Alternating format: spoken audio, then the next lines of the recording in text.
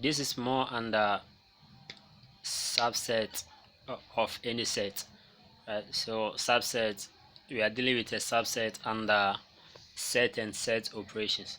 So what we are going to discuss is the subset into details and the operations of a set.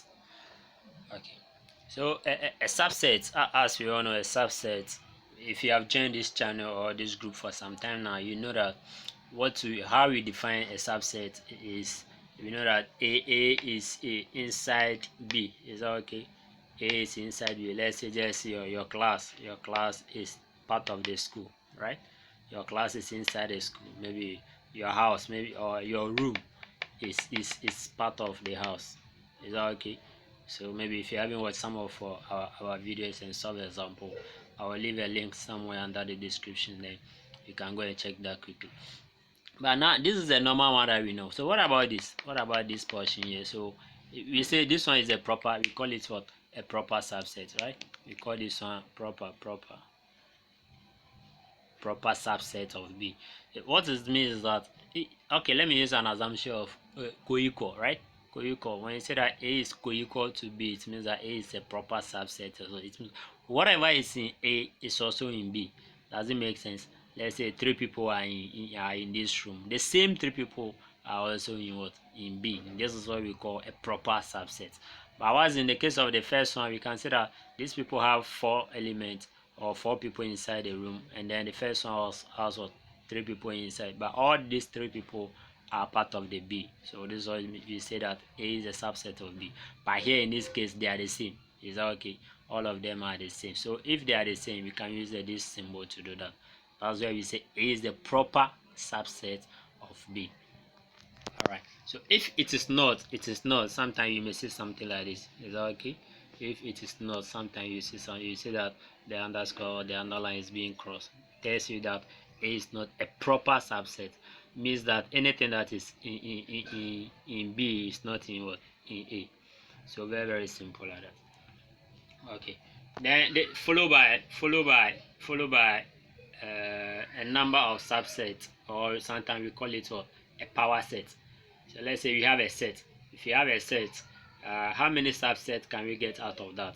Is that okay? In your school, how many classrooms can we get there? Maybe, or at the dormitory or the hostel, how many rooms can we get there? So there's a formula. You cannot keep on counting all the time, right? Is that okay? There's a way of doing that.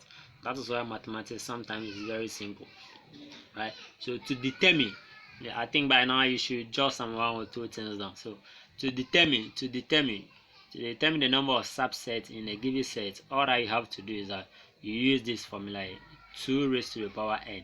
Is that okay? Once again, to use any formula, this is a quick one. To use any formula, you have to identify everybody in the formula. What I mean by everybody is that where is this n coming from? That is where your focus should be, right? Where is n coming from? So the moment you get the n, you can apply this thing to determine the number of subsets in a given set. This is what I'm talking about. So let me give a scenario, right? An assumption over here. So let's say I have a set. I have a set to be, let's say A, and then 2 people are inside the set. Is that okay? I want to know how many subsets can I get out of this. Is that okay? I want to know how many subsets. That is why this formula comes in, right? That is where this formula comes in. 2 raised to the power 2 n. Is that okay? 2 raised to the power n. But n here, see, n is very important. N, where n is the number of elements in the set. Is that okay? N here is the number of elements in the set. So in my scenario, I'm having two people inside this room. Is that okay? If I want to determine how many subsets I can get, I can use 2 raised to the power n. I know that my n is what? 2, the element inside the set. So 2 n is equal to 2. Is that okay? So this one will be what? 2 raised to the power 2, which is equal to 4. So I know that at the end I'm going to get what? 4 subsets out of this one, right? That is very simple. So all that you have to have in your mind. So maybe sometimes you can get some questions. So how many subsets are in a particular set, right? So to determine that, what you have to do is to apply this, where your n is the number of subsets. Sorry, where n is the number of what? element in the set. Very simple. Now let's move on to properties, right? Properties of a set. So properties of a set, the first one that you have is what? Commit. Let me see, what do you have over there? Let me see, the first one is what? Commutativity, right? You have a commutativity over here. So the word commutativity means that these are the property. Don't bother yourself about a commutativity or any word. In fact, any word that comes up in mathematics, right? In mathematics, any word that comes up, don't bother yourself. But focus on getting the meaning behind the word. Is that okay? So that is what we do on this channel here. So we help you understand the image behind the name. Okay. So when you say a set is a commutativity, it means that A intersection B. So I hope by now you should know the meaning of this symbol, right? Intersection, right? A intersection B. What does it mean? It's very, very important. A intersection B is the same as what? B intersection what? A. Don't let this, nobody is asking you to memorize this, even though it's good for you to know. But sometimes, mostly, they'll ask you to show it. That is it true, right? So the first property of a set is that a commutativity. Under the commutativity, we have that A intersection B is the same as what? B intersection what? A. Let me give some simple example for you to understand this. So assuming you are having two sets, is that okay? Assuming you are having two sets, A, having A to be 1, 2, of course, and then B also to be what? Let's say 1 and then 3. Is that okay?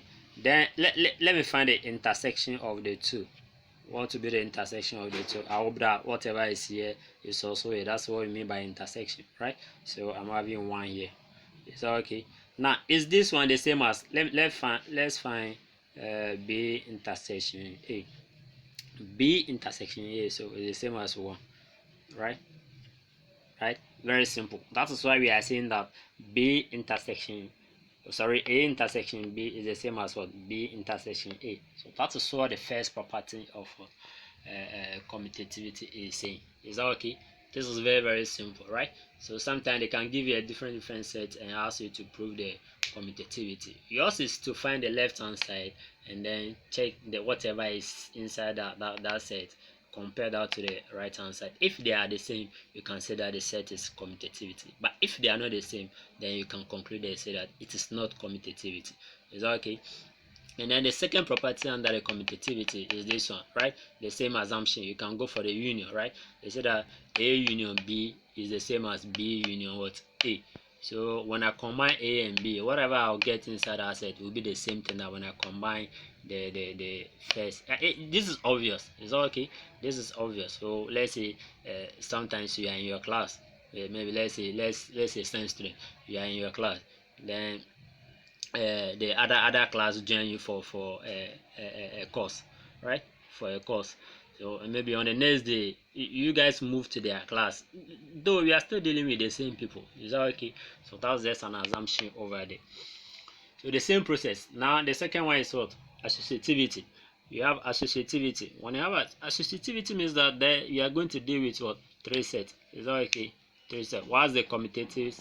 Commutativity over here deals with what? 2 sets, right? Commutative, that is the word. And then associativity. So we have 3 sets over here. 3 sets. The assumption remains the same. Is that okay? The assumption remains the same. So all that you have to do here is that you find a bracket first, right? Bracket first. So you find whatever is in the bracket. That is A union B. So you'll be given a 3 set. You need to find A union B. Of course, this A and B may change, right? Depending on the name of the set that they will give you. All I have to do is that you find A union B. When you are done, then you find the union of the third one. Is that okay? Then put that in somewhere. Then go for the second right hand side. Then look at what is happening. Now the bracket is on the latter part, right? Whilst the first one, the bracket is the first 2 sets. Right? In this case, the bracket is on what? The second part. So what I have to do, you have to solve this bracket first. After solving this bracket, B union C, then you compare that to the first set and check whether the 2 answers are the same as in the case of the commutative. So the procedure remains the same. The only difference is that here you are dealing with 3 sets, whilst the commutativity this with what? Just a 2 set. Okay. The same thing. So the second thing sorry, the second thing under the associativity is this property, right? They all have the same assumption. So a intersection b, or bracket intersection c, right? You need to solve this. So always bracket first. After solving the bracket, you check on the third one. Then when you are done, come and check on the right hand side. So a intersection all into bracket. So you solve this bracket first. After solving this bracket, you compare that with the first part and check the two if the answers are the same, right? So the assumption is that you should just get the idea under the commutativity. Is that okay? Just like the example I solved, just this simple example over here. If you're able to grab this, I think the rest will be easy for you to get that. And then the third one is what? Distribution, right? Or distributivity, right? That is the word. So under that we have look at there's a slightly difference under the associativity and the distributivity. So when you check the associativity, for the first one you have A union B into bracket union C. But here we are distributing something over something, so we are going to distribute the union over the bracket here. Is that okay? But the idea remains the same. All I have to do is I just have to keep on checking your answers, right? The members that will be given, you just need to check and compare the left and the right hand side to check whether they are the same.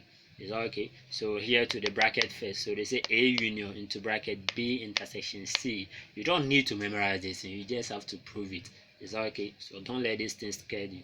You just have to move according to the questions being given to you, right? So bracket first, you need to check this one, B intersection C, and compare that to the outside. But remember, here is a union.